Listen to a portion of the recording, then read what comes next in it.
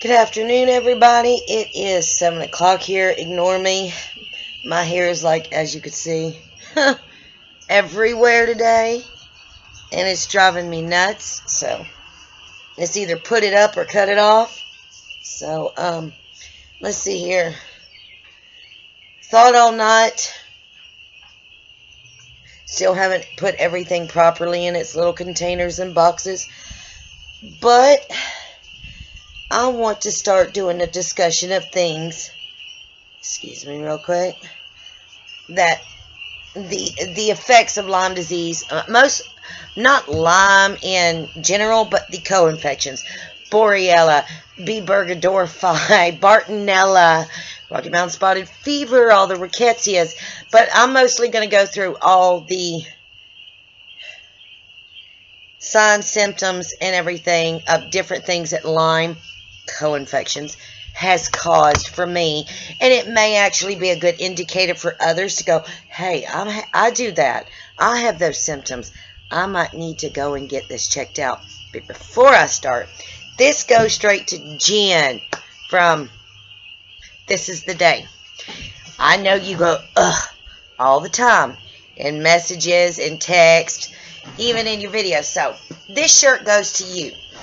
Well, it don't go to you, but I got it. Can you read that? Is an emotion, because I feel it all the time. So Jen, is you. This shirt goes to you. Okay. Yes, I'm smiling and all that, but hey, you got to just keep trucking through it no matter what the death sentence is. And yes, I'm going to say death sentence because I've been given that. But first, I want to. There's going to be probably a long one or two parts. Me today, it's beautiful. It reached 75 degrees. Oh, I got a beautiful finch on my banister. But beautiful day, beautiful, beautiful day. Very breezy day. But other than that, I didn't do stupid. I got okay to mow the yard, long as I wore the mask and my glasses, which I did. So, my yard's mowed. Yeehaw! And half of the other part. And then I ran over some barbed wire, and I had to pull it home with the four-wheeler, and got to take all the barbed wire out tomorrow. So, that's that thing. It's a beautiful day. Those frogs are driving me nuts. Spring frogs. But, all right. Let me try and get wrapped up here on everything. Parkinson's disease, or better known as Lyme-induced Parkinson's, Parkinsonism. That is a mimicry of Parkinson's disease, which the only difference between Parkinson's and Lyme-induced Parkinson's, or Lyme-induced Parkinsonism, is the rate of it. If I can remember this, Parkinson's comes on slowly and gradually, as Lyme-induced version comes on quite rapidly. Why I'm discussing this is because I have been diagnosed with Parkinson's disease. We do not know as of yet if it's Lyme-induced or the legit stuff, which Lyme can, if you have certain characters and everything going on, can form you into full-blown either, and I have the young, hang on, I'm trying to get this right, and I'm going to actually carry you to the paperwork so I can say this right, because I don't want to say it wrong. I really don't, so hold on. Yes, I'm going to start doing a lot of teaching. Yes, I've got a lot of issues going on. I've got a lot of health issues. But yet, I need to still, through this, my issues makes me feel that I need to advocate a lot more. I need to get it out there and let people know, hey, it's not just Lyme, but the co-infections do cause other illnesses. And if I have these illnesses, as well as Jen, you might. Mike, I know you do. You know, I need to start advocating. Young onset Parkinson's disease. And I didn't even look at the paper. And that's what they think I have, is young onset Parkinson's disease. Why they don't think it's Lyme-induced is because I do have resting tremors in my shoulders if I'm not doing anything, and in my hands. Autonomic issues arrive. And let me get my paper to say this correct. Your autonomic nervous system will start having issues, which, if you guys know, I felt it, and I am both, instead of having just your flight system working or your fight system working, I have both working at the same time. So that was a characteristic that they noticed, including the resting tremors. Also, thyroids, liver damage, which my thyroids have issues. I do have liver damage. I also have chronic pancreatitis. So these are issues on it. But Lyme-induced Parkinson's disease, or Parkinsonism, has the same as Parkinson's disease. You know, the tremors, the slow movements, and stiffness. But Lyme-induced Parkinson's tends to progress more rapidly than Parkinson's disease. I don't know what. Lyme-induced Parkinson's disease tends to fall.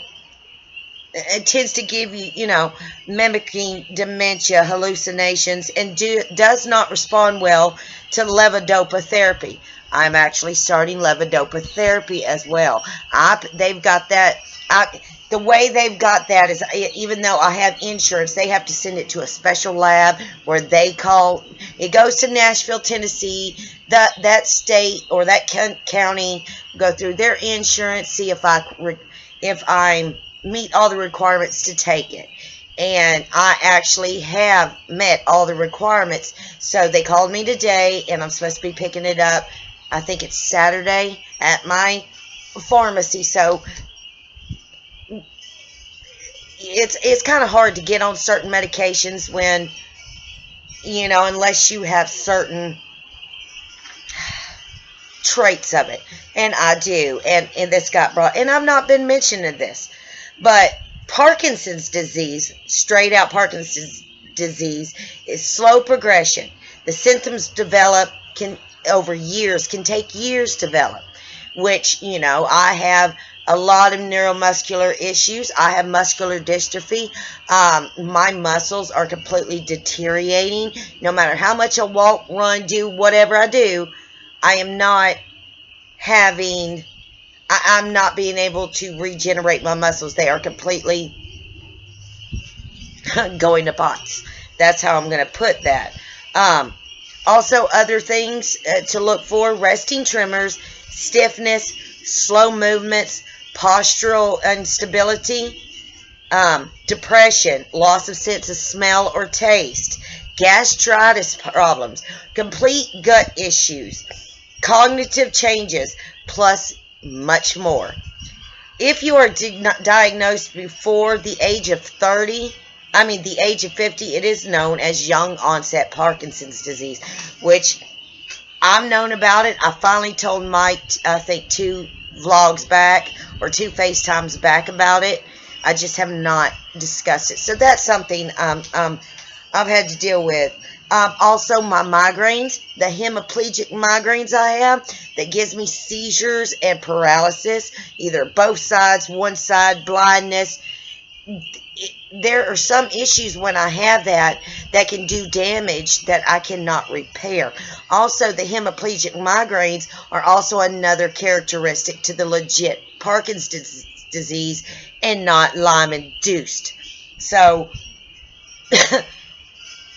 I'm just trying to get you guys, but yeah, they put me on levodopa. I pick it up Saturday. It had to go through another county's insurance and all this good stuff. I ended up, and I'm writing down everything that got done. I did, so I can let you guys know. By the way, how they did it. You cannot properly diagnose Parkinson's disease. It goes by characteristics and everything. And I met all the characteristics, and it wasn't a mimicry of Lyme-induced Parkinsonism. But I have had my blood, I've had CT scans, blood tests, MRIs, PET scans. I've checked levels of the dopamines in my brain. They've done all that. I've done the HIDA scan, the ultrasound. Hang on, I'm trying to go through all this. But here we, both can cause true development, Lyme-induced or Parkinsonism or subacute. All of them can develop into legit Parkinson's disease. To tell the difference is only made through pre or post. The only way you can find out if it's legit Parkinson's disease or Lyme-induced Parkinson's disease, get this, post-mortem. They can only find out if it's a legit or Lyme-induced through your dead body and then check your brain. It's the only way they can find out. So it's a guess of, is it Lyme-induced or is it the legit things? And they had me check my background and my history, and yes, there is Parkinson's disease, and my great-grandfather, and, my grandfather, sorry. My grandfather and my grandmother do have it, and one aunt does. So that's what I'm dealing with and continuing with when I say, guys, I got a lot on my mind. My next issue. So, remember that. If you're having certain migraines that make your whole body go numb, just your one side, and I always go right because it always hits my right. Whether it's your left or your right and it goes numb, it goes heavy, it goes dead, you need to get checked immediately. Because sometimes that, a stiff neck, slow movement, rigid muscles, or they tell you have muscular dystrophy of your muscles are deteriorating, you need to get really checked. If they tell you you've got resting tremors, you need to, that's a sign. That is one of the #1 signs of Parkinson's disease or mimicry of Lyme-induced. You need to get that checked out. My second thing I'm having to deal with right now. Now, Jen knows, and I'm gonna go ahead and say this. I've battled cancer twice. Originally, they started off, I think a couple months ago or something. I can't remember back. I'd have to watch my videos. Excuse me. They found a mass. And at that time, it was like a 1 centimeter. And I went Monday, and I had to do a vaginal ultrasound and everything. And they didn't find just one. They found one that was the size of a quarter, one that was the size of a $50, one that was the size of a nickel, and one that was the size of a penny. And one of the $50 one is actually half in and half out of my uterus. The quarter one is actually from my uterus, no, from my ovary and coming into my uterus. And then the other two are sitting on my right side of my ovary. So that's why I started a medication today, because they said I was perimenopause. Hey, that's legit. I understand that. But they put me on a medication now that completely puts me in post-menopause. Stops any ovulation, any eggs, any accidental case I have a cycle, completely stops it. Because my health is not good enough right now. Listen, I've got an infection in my lungs. I have COPD stage 3. I have heart valve issues. And then when I have these migraines, whatever side it hits actually affects one side or the other. So when it hit my right side, it actually affected my right lung where it was not working properly. I also have chronic pancreatitis. We have my liver issues. My left kidney is not functioning properly. So they put me on medicine to stop all that ovulation and everything and put me in full-on menopause without the cycle and everything. It does help me with any mood swings or depression that I do have and everything. Also, they started me my GI doctor, because I take the something enzymes. The vitamins for the gut enzymes, you know, the flora enzymes, digestive enzymes. I take those, but she feels that they are not working as well since I have so many issues in my guts, from here down. I got issues with everything. So she put me on a prescription digestive enzyme, and it's called something pep. Hold on, we're going to have to walk again, guys, because I really don't remember the name. And I should have brought them out. I really should have. Something pep. Pep. And it's got all kinds of good stuff for me that'll help me better. It is called Zen Prep. I don't know if Zen Prep. So, and she's got me on that digestive enzyme because it has more enzymes. It also is a time releaser, so it lasts longer for me. As far as the bloating and everything, those issues of having 6 pounds, feeling sick, yeah, it's gone. I still have this, but I've had 3 kids, people. But the bloating is gone. As far as the pain in the liver, yeah, I still got it. I do have the liver issues. But the reason why my gut is not being swollen so much anymore, literally, and Mike will be testimony to this. Sorry, he has been twice while I've been in the bathroom. Any form of vegetables. I don't care. Any vegetable will immediately put my liver in distress.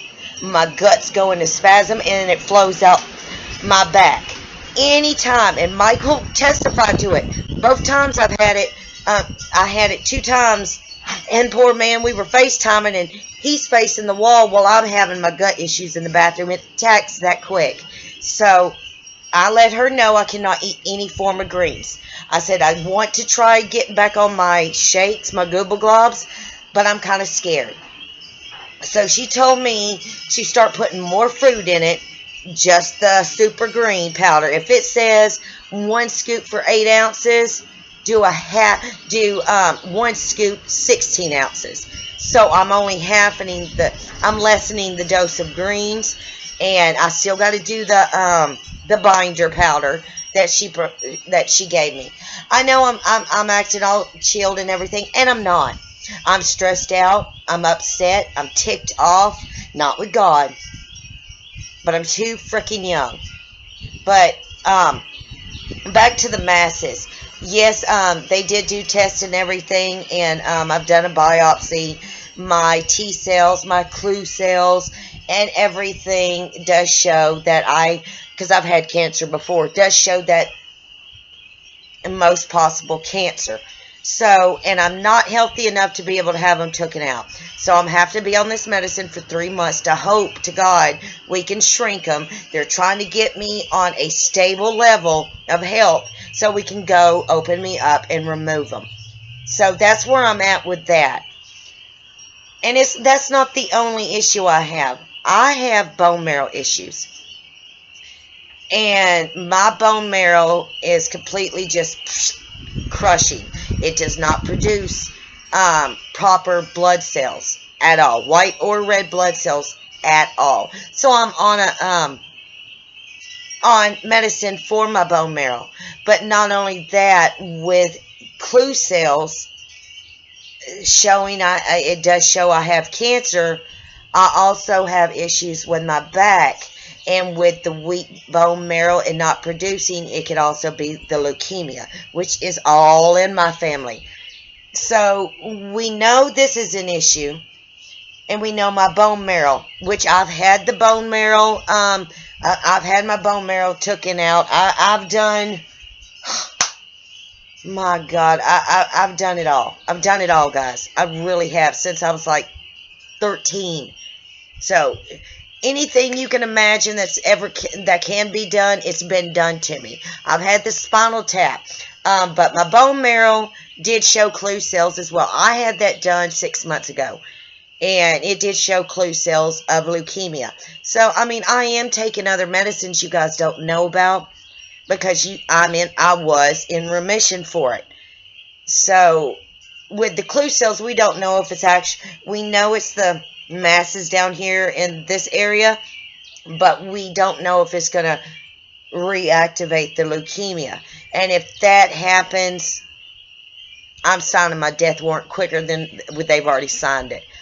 As for my lung, my COPD stage 3. There is no recorrecting it. And by the way, it's not that there's two forms of COPD. You got the you got the chronic bronchitis, and then you got the emphysema. I have the my COPD is not from smoking.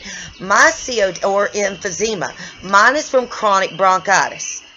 And all they can do is keep me with a nebulizer, inhalers, and everything. And anytime anything happens, like hay, grass, whatever, because my allergies affect it too, immediately go to the hospital. Due to the COPD stage 3 and with the heart valve issues, all they can do is keep me comfortable, to be honest. They have, now I'm not took it yet. I'm on hydros, I just know them as hydros. Hydrocodones. I'm on a higher dose of muscle relaxers due to my guts and the spinal issues. So, I'm dealing with 2 levels of, I'm in remission for the leukemia, but it may come back out now that it's showing clue cells of cancer, which could be most likely right down here in my private area. But yet, I also have endometriosis, which they found endometriosis growths in my guts. So, I got a lot to contend with. So, on those days I feel sad or off and crying, it's because I'm trying to keep one cancer in remission, and then I've got another one popping up, and then I got the endometriosis, and then I got the COPD that they can only keep me comfortable because there's no recorrecting it because it's not eczema. Emphysema, it's actually chronic bronchitis, which I can't get rid of. And then I got the chronic pancreatitis on top of it. So, and then my liver issues, my kidney. So, I'm telling you now, guys, you may be treating all this Lyme and co-infections, but I'm one to tell you right now, the co-infections are not just co-infections. If you don't keep check, you will wind up like me, because the co-infections can cause lung issues, heart issues, bone issues, blood issues, autonomic issues, your muscles, cancer, Parkinson's disease. I was notified I had MS since I was 21, but I knew that was Lyme. So I'm letting you guys know, always be aware that these co-infections can cause severe issues. And yes, we do herbal, and we go herbal way with supplements, which is great. But sometimes we need a freaking doctor when our medicines and our supplements are not jiving right, because there's other issues. And I know a few of you guys I worry about, because I have a feeling you guys have other issues that the disease has caused, and you're not getting them checked. But be aware, there is over 300 mimicries to this disease. And the mimicries can also turn into the full-blown disease. And remember, cancer and Lyme, the only difference of it is one gene. But everything else is identical. So remember that. So take care of your body. Make sure you keep things in check. And if what you're doing all of a sudden stops working well, you need to go get a real good checkup, a full-on check from head to toe, blood, MRI, CT scans, you name it. And this also goes for you, Miss Jen.